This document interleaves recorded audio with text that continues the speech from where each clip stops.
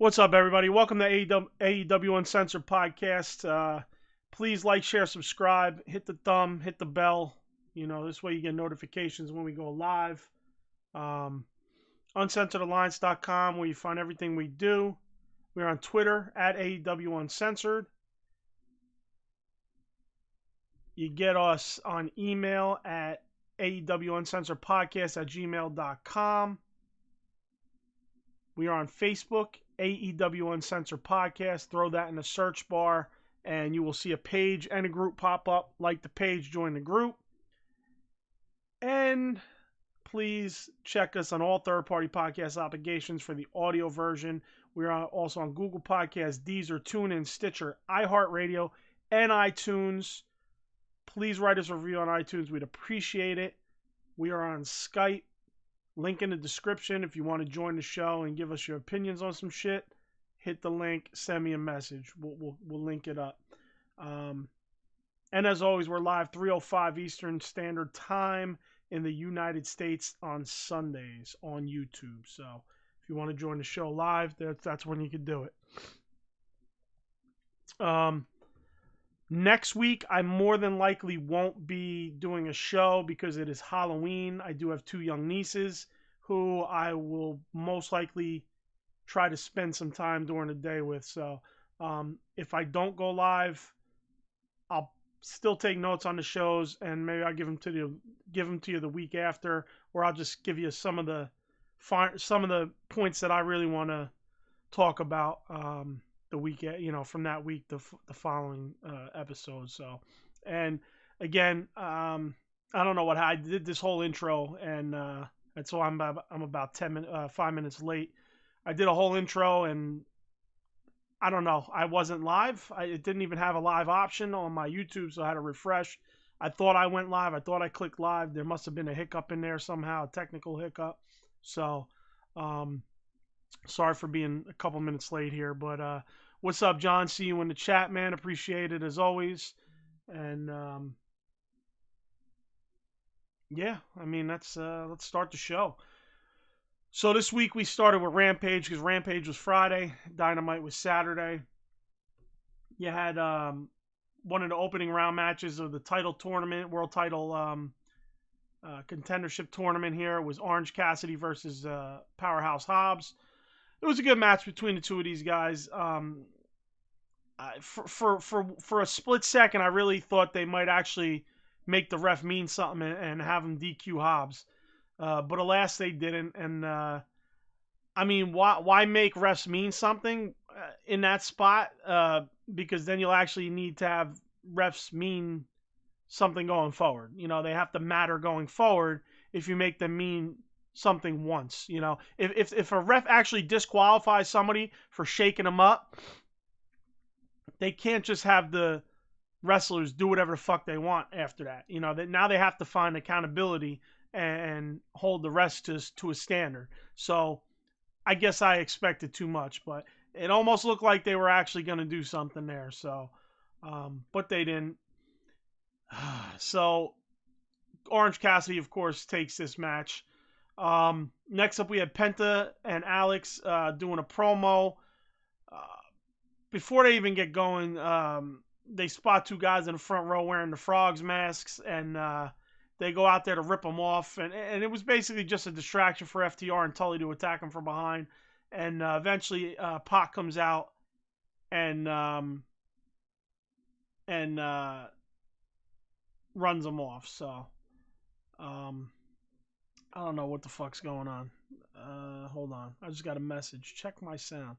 What's wrong with my sound there, Larry?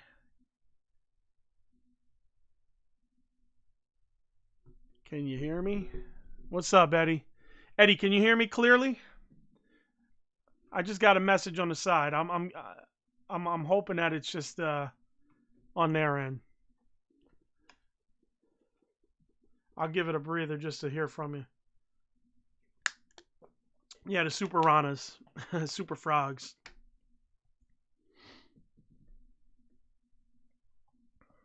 What do you think, Eddie? Can you hear me?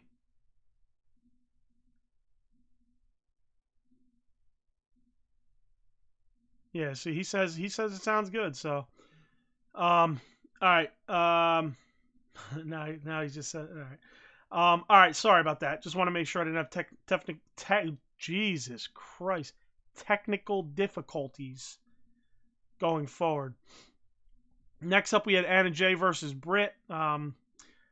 Man, I gotta say, Anna Jay needs to stop doing the shoulder tap. Like she was literally shoulder tapping when she was working her, when Britt was working her leg. She's tapping, tapping, tapping, and she just like does Morse code on her chest and shoulder.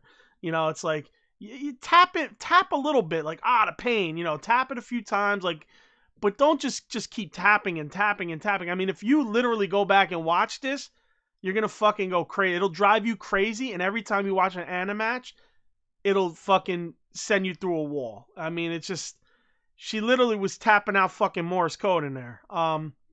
She's so bad at selling in general, and I really want her I really want her to succeed. She has a good look. She's fairly decent in the ring. I think that she's just very stiff,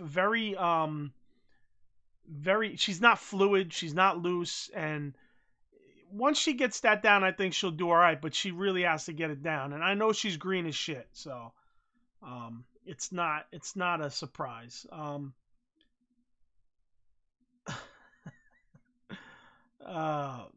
Here this is something funny. For me, I just wish there was a match where I didn't have to watch Britt doing a move that entailed her rolling around on the ground, or rolling her opponent around on the mat trying to look technical. It seems like every Britt match has this rolling around sequence. There were times, I mean, I didn't remember seeing it in this match, but there were times in some of her other matches where she's literally rolling around the ring, and I'm going, what the fuck what is going on? Like, it was just, there's times she literally just rolled for no reason. There's times she's rolling to do moves, but they're all fucking, it's so complicated that they're both getting confused in the mix. And, this time it wasn't too bad, but it's just like, I'm hoping for a fucking Britt match where I'm not watching her have to roll around on the mat to fucking do all this weird shit. I don't know if anybody else notices that about her matches, but they always seem to have these weird rolling around spots. There was probably the worst part about this match was, and it makes the match in general just look bad. Eddy says, "Stop it, you'd roll around with her." I'm not saying I wouldn't roll around with her. I'm just saying, when I'm watching her roll around randomly, I'm not into it. So there was a spot where Britt is in the center of the ring. Anna's got her in the Queen Slayer, and for some reason Anna, she's got her dead to rights. See, she's not getting to the ropes. She's far from the ropes. This is another mistake because Britt's like not even trying. Like Britt's not even trying. It didn't even feel like Britt was inching there or anything. So what does Anna do? Anna, instead of staying on the ground with the Queen Slayer on, she stands up herself, basically allowing Britt to get the reversal. What in the fuck was the point of that? You have control. Why are you going to stand up and basically reset your move to where it can be countered? You know what I'm saying? Like, it looks so fucking bad, and it made just no sense at all. So that kind of fucked up the whole match, in my opinion. Britt obviously wins. Britt attacks Anna after the match, and Ty comes in to make the save and runs Britt and the crew off. So then we get the Pac and Andrade promos. Wonder where Mark Henry was. Usually he does these promos, but so from those promos, which I like that split screen promo setup that they've been doing on Rampage. So now obviously this leads into the Pac and Andrade match. These guys, man, both these fucking guys are great. They're fun to watch. The match was great. There was a spot where Andrade blatantly just leaned down and waited for he waited for what seemed like an eternity to fucking have Pac hit him and with the kick, and they had another stutter after that. I don't recall exactly, but two little moments in the match, not bad considering both of these guys really showed out. Pac gets the win. As soon as Pac gets the win, the lights go out, and once they come back on, Aleister Black's in the ring. They stare at each other for a second, and basically he misses Pac in the face. Then him and Andrade team up on Pac, and then out comes Arn Anderson from the ramp, and he's pointing his hand like a gun at Aleister Black, which is great, and he's like pulling the trigger, and that's distracting him. Then Cody comes in from behind and attacks and runs him off. So that's how the show ended, basically leading up to Dynamite the following night with Cody versus Black. So, yeah, so that was it for Rampage. You know, it was a decent show. Of course, that Pac and Andrade match was great. Both of them guys, I'm impressed with Andrade. I never seen a guy wrestle till AEW, so everything I've seen him do has been amazing. Eddy says you're spending too much time on this match, meaning the women's match. That's pretty funny. Oh, excuse me, man. Still dealing with a little congestion from being sick a few weeks back. Don't worry, Eddy. This Dynamite show, I have a couple matches where you'll see I blatantly have no info on because I just randomly went around doing random shit while the show was still on. All right, so let's get to Dynamite. Dustin, Rhodes, and Danielson open the card. I mean, what a great way to open the show. It's a main event caliber match that didn't need to be the main event. You know what I mean? Like, a lot of times they start off with those main event caliber matches, but I don't know. I guess they just want to keep your attention, but this was really, this was great, man. A veteran, two veterans, but obviously Dustin being the super veteran here. 33 years, 5 decades he's touched. The only other guy I can think that's wrestled 5 different decades also would be Sting. And Sting's got even more years than Dustin, which is crazy. So, I love this match, man. There was some ebbs and flows in this match. I really liked it. The ending was good. And Dustin's still doing it at his age, which was amazing.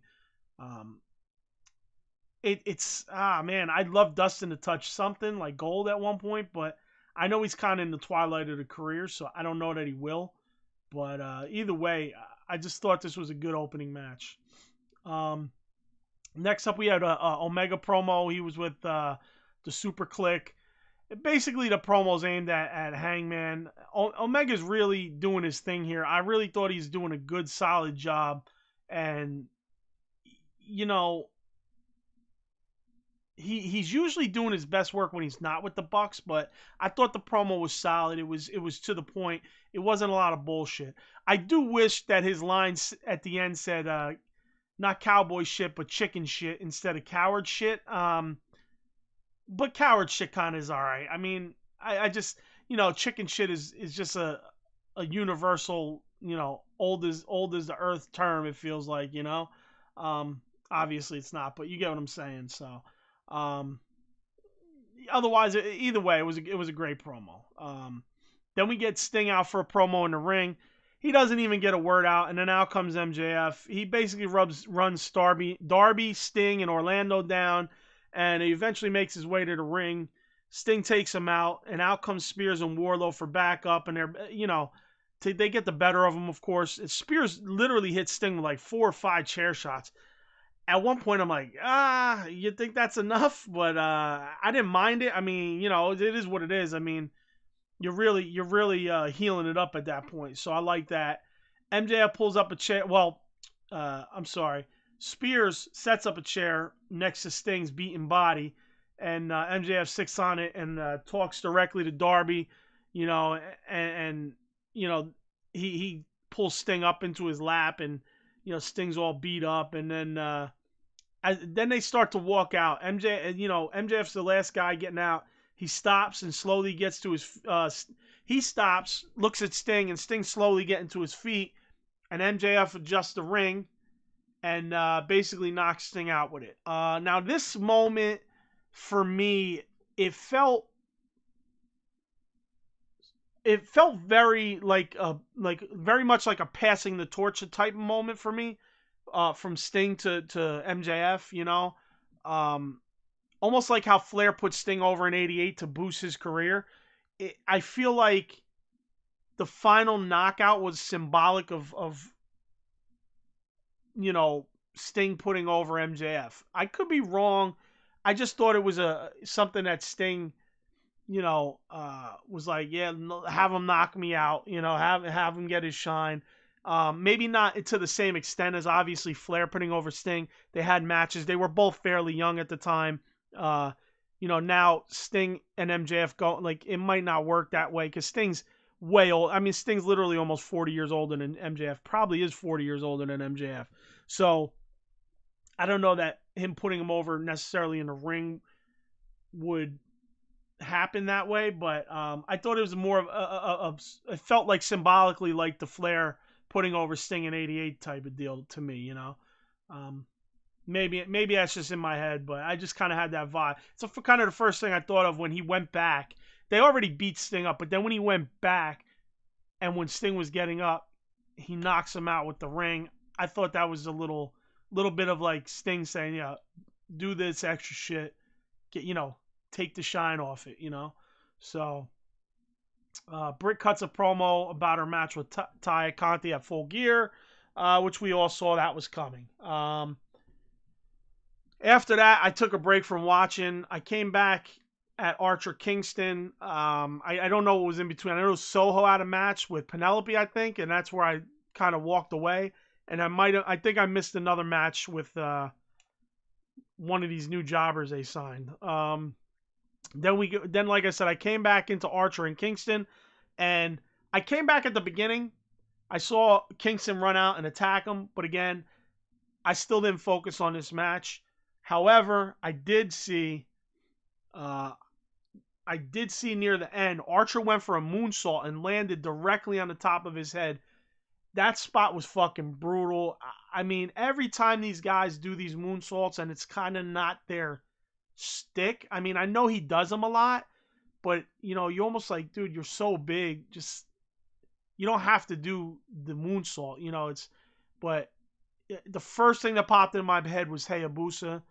Hayabusa, like, he fucking spiked his head, got paralyzed. It was the first fucking thing that popped in my head.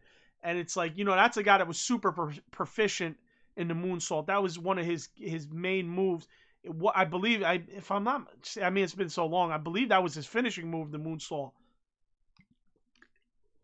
So, I mean, I really just, when I saw that, man, I was like, oh my God. I hope he's okay. I don't know if that was supposed to be the outcome of the match, how it went. I mean, they basically did a quick roll up once he rolled into the ring. So, I don't know if that was or wasn't how it was supposed to go down. So, either way, they ended the match quicker than they expected. Next up, I believe they came back from break, and Sky, Ethan Page, and Lambert were out there for promos. Ethan's ripping on Jericho, and, he knows Jericho's not there. Sammy comes out, and Sammy did a real good job on the mic with this one. He's not doing that out of breath, fast talking, fast pacing shit that he was always doing. He really took his time here. He laid it out slowly, and it got over with me. I really liked what he was doing. I liked the change in his pace, because before Sammy was just like running around the ring. It's like, dude, stand in one fucking position so the fucking crowd can, focus on you. Then stop fucking rushing what you're saying. Breathe and say it slower. Let it sink in with the fans. Don't go to the and I'm gonna do. That's that shit he was doing. It was like, calm the fuck down. And he's doing that all while running back and forth and around the ring. I know you got fucking ADD, Sammy. Calm the fuck down. So anyway, he does a good job with the promo. Lambert says if he wants a 10-man tag team against ATT, then he needs to give Ethan a title shot next week. And if he loses, he quits the Inner Circle. Sammy agrees, but Sammy says he gets to choose which 3 ATT members are in the match. So this is curious to me. I wonder where he's going to go with this. Obviously, I'm hoping Masvidal, JDS is probably going to be back, And I wonder if he puts Paige Van Zant in there. I'm curious if he does that. That would be interesting. Because I believe Paige Van Zant has said that she would go into pro wrestling, and I believe I mentioned that as well a couple weeks ago. But I think she mentioned that she would do something. Let's see. Yeah, so then Sammy goes out to goes to walk out, and Ethan and Sky, basically Sky says, "How about you take this ass whooping right now?" And him and Ethan run up there and they start brawling. Then out comes Inner Circle for the save, minus Jericho. I believe that Jericho's on the cruise, right? If I'm not mistaken, at least that's what it seems like. Eddy says they'll never put two noobs in that match. I think they will. I think they'll have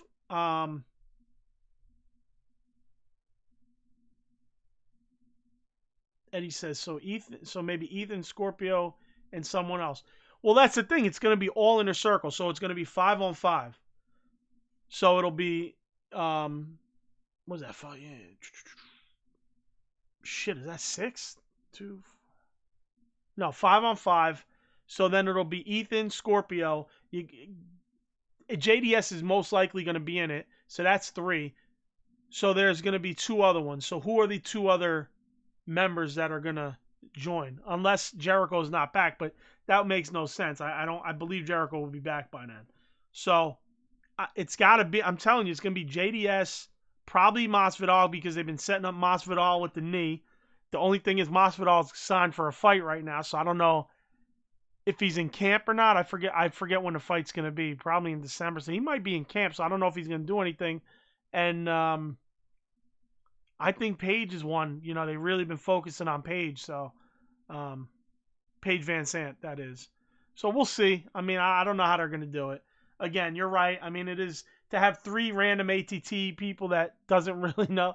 Oh, you're a fucking jerk off. You're going to make me look at my phone. I hate your guts. Hold on. You better not be fucking joking, bro, because I'm fucking gonna smack you. So Eddy just surprised me. He said the Viper's up, which I doubt. I really doubt. But I gotta look. And where we at? You son of a bitch. You got me. So you fucking dick. So yeah, so I think that it'll be interesting if they have, like you said, like it's gonna be tough to have 3 people who don't really wrestle in this match. So we'll see. All right, Jesus Christ, I lingered on that one for a while, huh? Where the fuck did my notes go here? All right, here we go. Next up was Jungle Boy versus Cutler. It's basically a quick squash. I did notice Cutler was wearing the Hasbro Pulse Nerf exclusive sneakers, which are pretty cool. I believe they're Reeboks. That was pretty cool. And it's funny because I do remember seeing them not like a while ago when they dropped them. And I'm a toy guy. We spoke about it, me and Alan, Eddy. That's why he just said the Viper's up. So was it the last 2 days, Friday and Saturday, they had Hasbro PulseCon. So, they have all these exclusive figures and shit that they're dropping. Plus, they're dropping new stuff that they revealed. And, so I'm going through the website and I seen they had Pulse exclusives. So, Hasbro exclusives. And I'm scrolling through, and there they are.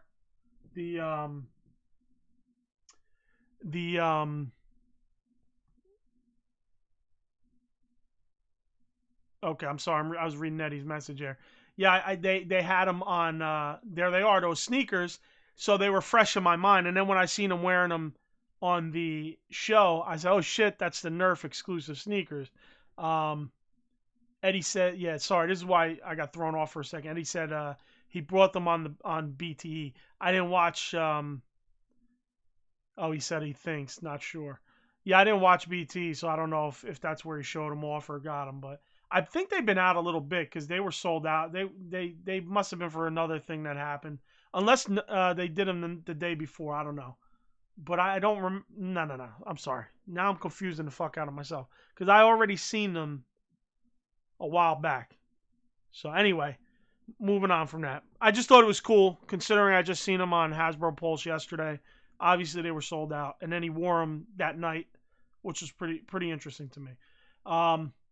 Jungle Boy basically after this calls out the Elite.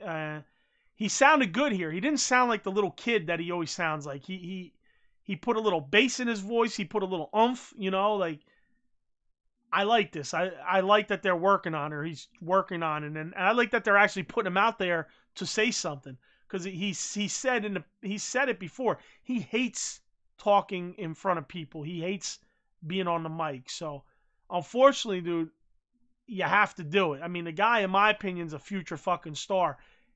You might as well start getting your verbals in now because that's going to be something that helps catapult you into mega stardom versus just being super popular. So, anyway, nobody comes out. He puts Cutler in the snare trap, and then out comes Adam Cole. He says, why are you going to pick on Cutler? He'll fight him right now. He goes down to the ring. Jungle Boy knocks him off the apron. And when he turns around, he gets Serio super kicked by the Bucks. And they all commence beating him down and toss him off the stage.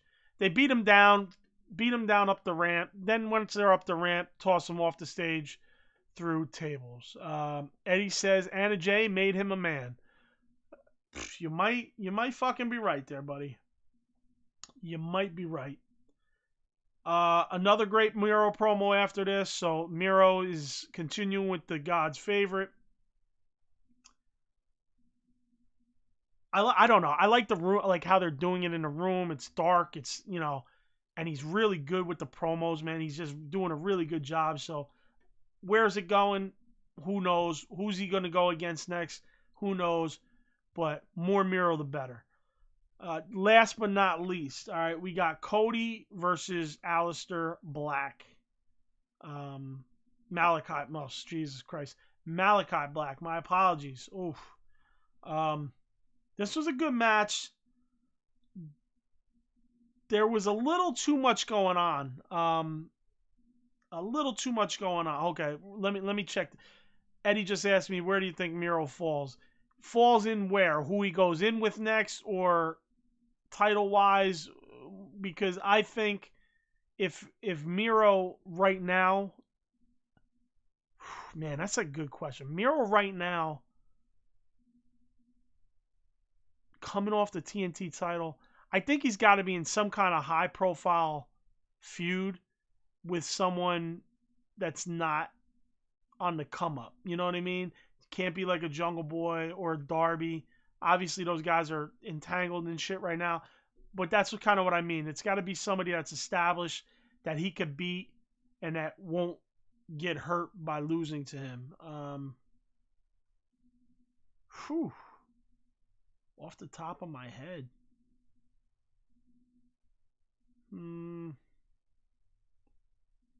I'd like to see him and Danielson maybe get into a program, but not now. I think Danielson's too new, too fresh, and Miro can't take losses, in my opinion. So I don't think it's right for him right now. But then again, Miro's the heel, so the heel, man, you can't have the heel lose either way, even if you have somebody established. I don't know. I mean, I think you had mentioned maybe Brian Cage. I think maybe you mentioned that. I don't remember, but I mean, that'd be interesting. Miro versus Cage, but that's two big guys. And then, Cage is not going to be happy losing. I mean, he's already disgruntled. So, yeah. I thought that was you who kind of mentioned that. I wouldn't hate Brian Cage, but I just don't think it's right for Brian Cage because Brian Cage is in a fucking shitty mood about everything right now. So, man, that's a good question. I didn't even think that through. I can't even off the top think who I would put Miro with right now. And hey, I got to be honest, maybe that's the reason they're not putting him with anybody. Maybe that's why they're just still doing these promos weekly, just to keep them in their minds. And then when they're ready to drop somebody in there you go. All right. So anyway, back to the match. Cody versus Black. Like I said, good match, but there was a little too much going on during this match. Next thing I know, Arn's just standing around the ring while people are on the outside, and then out comes Lee Johnson and somebody else. Brock Anderson ringside. That I noticed they didn't factor in the match at all, so I don't know why. I don't know. So it was a little crazy. So Andrade sends his guy in, Jose, I believe. He gets in the ring. He goes to attack Arn. He does a superplex, not a super, spine buster. I'm sorry, spine buster on this guy. And then basically, while Andrade's on the ramp, out comes Pac and starts brawling with Andrade from behind. And to end this program and move Cody on, which I felt there was going to be a lot more in depth with the Cody and Malachi Black. But I guess not. I really thought there was going to be some more. Maybe Black introduces somebody new to the mix. I don't mean Andrade. I mean like his own member of his own little House of Black. But it is what it is. Cody wins, so that probably seals the deal for this being this program being finished. The face gets the win over the heel.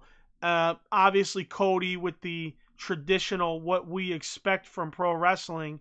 The face loses, finally gets to come back, and he wins to end the program. So it looks like that's the way it's going. Who knows? We might have another Black versus Cody match or some scenario. Hopefully not, and they could both move on.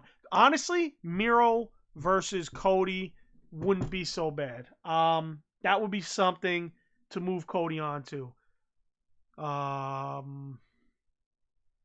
Miro could lose in the end. Miro wins, loses to finish the program. Makes sense. Aleister Black, I don't think him and Miro right now should be near each other. Black is too fresh. He should go with someone who's not. Maybe that he could elevate or somebody on his level in terms of I don't mean on his level. I mean like Miro's kind of established and he's in a position where he can't he's in a position where he can't lose much. So, and you can't have Black lose much. That's kind of where I'm getting at. You can't have Black lose to him because he's got to be Black's got to be with someone a little under him. Him and Miro more on the same level in terms of where you want them to be in the mix. You don't want either one of them losing anytime soon. So, Cody and Miro, that's one, Eddie. So that's an option. That's an option. Yeah, Eddie says then the wives could get involved with Lana. Yeah, please. Any Brandy that we could keep off the TV, the better. It's funny because I watched the Rhodes to the Top and she was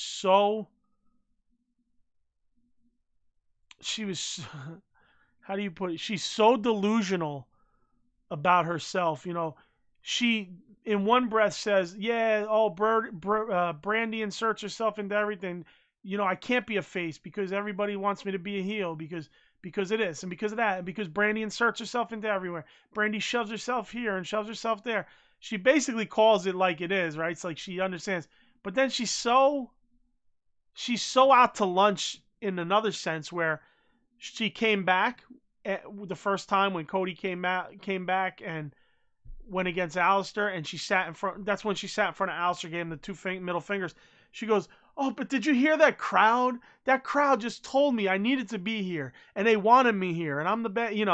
I'm like, what the fuck world are you in? Because they were not happy to see you, man. They didn't care. They didn't pop for you. They maybe popped for the middle finger thing because it was kind of funny. Maybe they, at first I was like, they actually gave Cody a little. I mean, that's the other thing. Cody was coming back after a long time, so they kind of gave Cody a quick little cheer and it went away like instantly. So I don't know. Brandy's delusional. She really wants to be back in a worse way. God, please no. God, please no. We can't have that. And I think that is all. Again, every Sunday, 3:05 Eastern Standard Time in the United States, we are live on YouTube. Subscribe to us. Next week, however, I most likely won't be doing a show. Again, Halloween, my two little nieces. If anything, I'm going to spend the day doing some stuff with them, trick-or-treating and whatnot. And, best case scenario, something happens and, timing works out where I can do a show.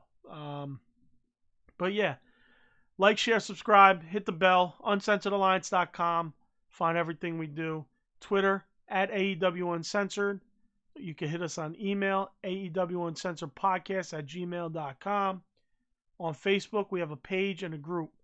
Throw AEW Uncensored Podcast in the search bar. Both will pop up. Like the page, join the group. We're on all third-party podcast applications, including Google Podcasts, Deezer, TuneIn, Stitcher, iHeart and iTunes. Please write us a review on iTunes. And last but not least, if you want to join the show and have a discussion about something with me that you want to talk about in the past week's shows, hit me on Skype, send me a message. We'll link it up. We'll set you up. And